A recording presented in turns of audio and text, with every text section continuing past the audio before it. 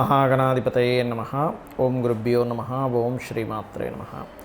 పరమేశ్వర స్వరూపమైనటువంటి జ్యోతిష, వాస్తు మరియు ఇతర అనేకమైనటువంటి శాస్త్రములను మనకు అందించినటువంటి మహర్షులకి నమస్కారం. హయగ్రీవ హయగ్రీవ హయగ్రీవేత్యో వదేత్తస్య నిస్సరతే వాణీ జహ్నుకన్యా ప్రవాహవత్.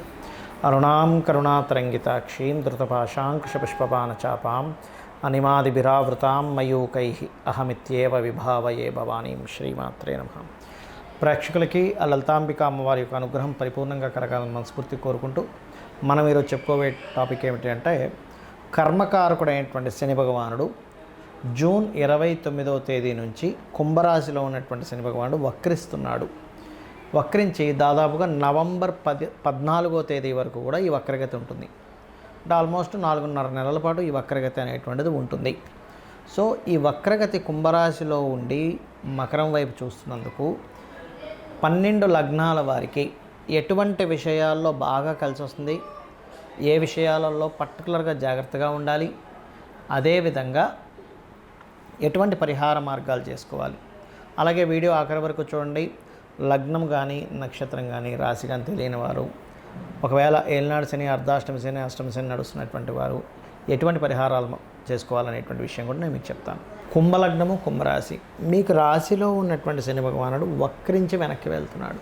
సో దీనివల్ల ఏమిటి అంటే, ఉన్న ప్రదేశం నుంచి మారేటువంటి యోగము, విదేశీ యోగాలు ఇస్తున్నాడు ఇక్కడ.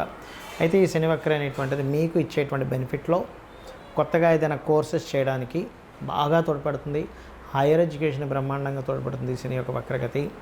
అదేవిధంగా మరొక విషయం ఏంటంటే, ఇక్కడ ఇది ఇచ్చేటువంటి రిజల్ట్స్లో శుక్రుడు, శని, బుధుడు ఈ లగ్నాలకి శుభులవుతారు కాబట్టి, అదేవిధంగా ఈ యొక్క కుజుడు, గురువు యొక్క ప్రభావాలు ఎలా ఉన్నాయో కూడా చూసుకుంటుండాలి 4.5 monthsలో. అయితే దాన్ని పూర్తిగా పరిశీలన చేసుకున్నట్లయితే ప్రాపర్టీ కొనుగోలు చేయడము, ఏదైనా బంగారం కొనుగోలు చేయడము, వస్తువు కొనుగోలు చేయడము, ఏదైనా కొత్త కోర్సెస్ నేర్చుకోవడము, వాహన కొనుగోలు చేయడం అనేటువంటి స్పష్టంగా గోచరిస్తుంది. అయితే ఇక్కడ ఈ లాంగ్ జర్నీస్ కూడా ఖచ్చితంగా చేస్తారు. ఈ యొక్క శని వక్రగతి పుణ్యక్షేత్రాలకు వెళ్తారు, తీర్థయాత్రలకు వెళ్ళడం కూడా జరుగుతుంది. కాకపోతే ఇక్కడ కొంతవరకు మీరు షేర్ మార్కెటింగ్ విషయాల్లో కొంత 50% వరకు సపోర్ట్ లభిస్తుంది.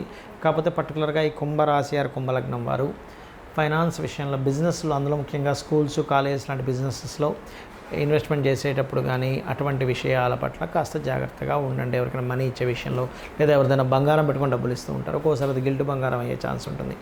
అదేవిధంగా కాస్త ఉద్యోగ సంబంధించిన విషయంలో గతంతో పోల్చుకున్నట్లయితే ఇప్పుడు కొంత బలం తగ్గుతుంది. ఎందుకంటే మనం మొన్నటి వరకు డబుల్ ట్రాన్సిట్ ఉంది, ఉద్యోగ అవకాశాలు ఉన్నాయన్నాం. కాబట్టి ఎటువంటి ఉద్యోగ అవకాశమైనా మీరు జూన్ 29th లోపలే మీ చేతి దక్కించుకోండి. ఎందుకంటే జూన్ 29th నుంచి మళ్ళీ నవంబర్ 14th వరకు ఉండేటువంటి ఈ వక్రగతి ఉద్యోగ సంబంధించిన విషయాల్లో మార్పులు కావచ్చు, స్ట్రెస్ కావచ్చు, ఇదిగో మీరు సెలెక్ట్ అయ్యి రాండి అని చెప్తూ మళ్ళీ వాళ్ళు పెండింగ్ పెట్టడం కావచ్చు, ఇటువంటి ఫలితాలను ఇస్తూ ఉంటుంది. కాబట్టి ఈ యొక్క విషయాల్లో కాస్త జాగ్రత్తగా ఉండండి. ఉన్న ప్రదేశం కాకుండా ఇతర ప్రదేశాలకు వెళ్ళడం ద్వారా మీకు ఉద్యోగ అవకాశాలు కాస్త ఎక్కువగా పెరుగుతాయి. అందులో ముఖ్యంగా ఫ్యాషను, ఇంటీరియర్ డిజైనింగ్స్ ఇట్లాంటి వాటిలో అవకాశాలు ఎక్కువగా వస్తాయి. అదేవిధంగా కొన్ని మార్కెటింగ్, డిజిటల్ మార్కెటింగ్స్ అంటారు, డిజిటల్ మార్కెటింగ్ రిలేటెడ్ సంబంధించిన వాటిల్లో కూడా మీకు ఉద్యోగ అవకాశాలు ఎక్కువగా వచ్చేటువంటి ఛాన్సెస్ ఉంటుంది ఈ కుంభం వారికి. ఇక మీరు చేయవలసినటువంటి దేవత ఆరాధన ఏమిటి అని చెప్పి చూసుకున్నట్లయితే, ప్రధానంగా మీరు చేయవలసినటువంటిది విష్ణు సహస్రనామాలు వినండి, శని కేతు గ్రహాల దగ్గర దీపారాధన చేయండి. మరియు అదేవిధంగా ఈ 12వ స్థానంలోకి వెళ్తున్నటువంటి శని అయ్యి అక్కడ కేతు దృష్టి ఉంది కాబట్టి పర్టికులర్గా మీరు శని మంగళవారాలు ఇన్వెస్ట్మెంట్ చేసేటప్పుడు కూడా చూసి ఇన్వెస్ట్మెంట్ చేయండి. చాలామందికి జాతక చక్రం అనేటువంటిది ఉండదు. ఒక్కోసారి చక్రం లేనప్పుడు ఏలినాడు శని నడుస్తుందా లేదా శని మహాదశ నడుస్తుందా, లేకపోతే అర్ధాష్టమి శని, అష్టమి శని నడుస్తుందా అనేటువంటిది అర్థం కాదు. అలాంటి వాళ్ళకి సిమ్టమ్ ఏమిటి అసలు మీకు అంటే, ఒకటే గుర్తుపెట్టుకోండి, పనులు ఆలస్యంగా అవుతుంటాయి కానీ ఖచ్చితంగా అవుతాయి. ఇది గుర్తుపెట్టుకోండి. ఎప్పుడైనా శని యొక్క రిజల్ట్ ఎలా ఉంటుందంటే, ఆలస్యంగా అవుతాయి కానీ ఖచ్చితంగా అవుతాయి. ఇంకొక గమ్మత్తైన విషయం ఏంటంటే, ఏలినాడు శని, అర్ధాష్టమి శని, అష్టమి శని ఉన్నప్పుడు చాలామందికి ఉన్నటువంటి అపోహ ఏమిటి అంటే, వివాహం అవ్వమేమో అనుకుంటారు, జాబ్ రాదేమో అనుకుంటారు, రాజకీయాల్లో గెలవమేమో అనుకుంటారు. కాదు, గుర్తుపెట్టుకోండి, రాజకీయాల్లో చక్కగా రాణిస్తారు, అందులో ఎటువంటి సందేహం లేదు. వివాహంలోనే చక్కగా మీరు సక్సెస్ అంటే వివాహ సంబంధాలు కుదురుతాయి, జాబ్స్ కూడా వస్తాయి. ఎందుకంటే శని శ్రమకారకుడు, శ్రమనివ్వాలి. కాబట్టి ఆ శ్రమ రాజకీయాల్లో గెలిచిన వాడికి ఉంటుంది కానీ ఓడిన వాడికి ఉండదండి. ఎందుకంటే ఖాళీగా ఉంటాడు. అదే గెలిచిన వాడికి బోల్డ్ అంత వర్క్ ఉంటుంది రాజకీయాల్లో, అటు ఇటు తిరగడం హడావిడి ఉంటుంది. మనం అనుకుంటాం రాజకీయ నాయకులు అంటే ఏదో ఖాళీగా కూర్చుంటారని, కాదు, బోల్డ్ అంత పని ఉంటుంది వాళ్ళకి. అలాగే వివాహం అయితేనే ఎక్కువగా వాళ్ళకి బాధ్యతలు ఇవన్నీ పెరుగుతాయి. చాలామంది సంతానం కూడా కలగదనుకుంటారు, కాదు, పర్టికులర్గా శని యొక్క ప్రభావం వల్లే సంతానం కూడా కలుగుతారు, ఇది గుర్తుపెట్టుకోండి. అయితే ఇక్కడ మరి కొంతమందికి ఏలినాటి అష్టమ శని, అర్ధాష్టమ శని నడిచేటప్పుడు తీసుకోవాల్సిన ముఖ్యమైన జాగ్రత్తలు ఏమిటి అంటే, పాయింట్ నెంబర్ 1, మీరు ఏ పనిని కూడా పోస్ట్పోన్ చేయకండి. మీరు ఎంత పోస్ట్పోన్ చేస్తూ ఉన్నారో వరకు శని యొక్క నెగటివ్ ఎఫెక్ట్ అంత పెరుగుతూ ఉంటుంది. మీరు ఎంత త్వరగా మీ యొక్క పనులు ముగించుకుంటూ ఉంటే శని యొక్క బ్యాడ్ ఎఫెక్ట్ తగ్గడం, పాజిటివ్ ఎఫెక్ట్ పెరగడం జరుగుతుంది. పాయింట్ నెంబర్ 2, మధ్యాహ్నం పూట అసలు నిద్రపోకండి. మధ్యాహ్నం పూట కనుక మీరు నిద్రపోవడం కనుక అలవాటు చేసుకున్నారా, ముఖ్యంగా ఏలినాటి శని, అర్ధాష్టమ శని, అష్టమ శనిలో ఇంకా దాని యొక్క బ్యాడ్ ఎఫెక్ట్ అనేది పెరుగుతూ ఉంటుంది.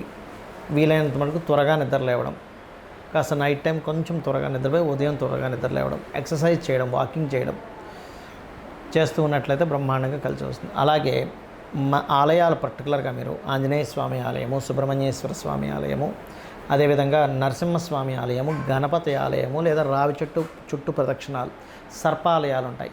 వీటికి మీరు వెళ్తూ ఉంటే శని భగవానుడి యొక్క అనుగ్రహం పరిపూర్ణంగా ఉంటుంది. నెగిటివ్ ఎఫెక్ట్ అనేటువంటిది ఉండదు. అదేవిధంగా గోశాలకు వెళ్ళి గోవులకి చక్కగా మీరు బెల్లము తినిపించడము, క్యారెట్స్ తినిపించడం చేస్తూ ఉండండి.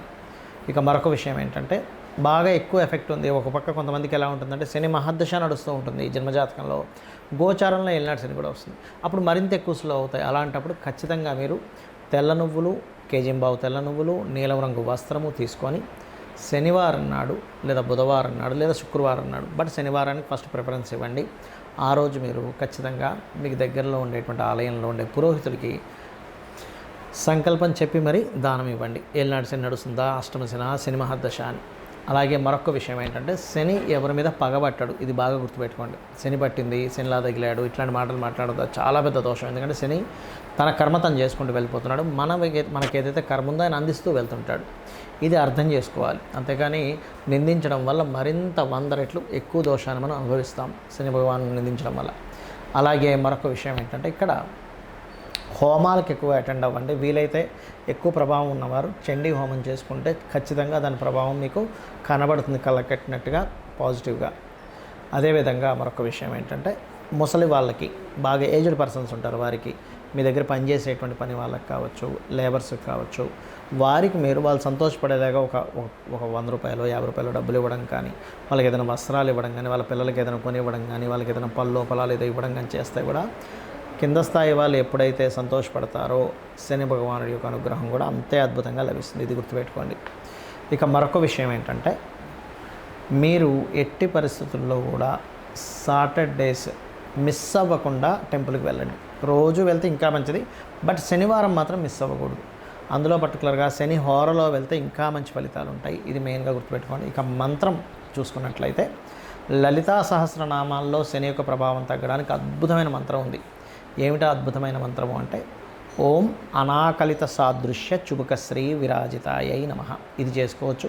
ఆంజనేయ స్వామికి మంత్రం, ఒక అద్భుతమైన మంత్రం ఉంది. అదేమిటి అంటే, ఓం హరి మర్కటాయ నమః. అద్భుతమైన మంత్రం అండి. లేదా ఇంకొకటి కూడా చేసుకోవచ్చు. స్కంద ఉపాసకులు ఉంటే కనుక ఓం స్కందాయ నమః. అద్భుతంగా పనిచేస్తుంది, అన్ని విధాలా మీకు బాగుంటుంది. శ్రీమాత్రే నమః.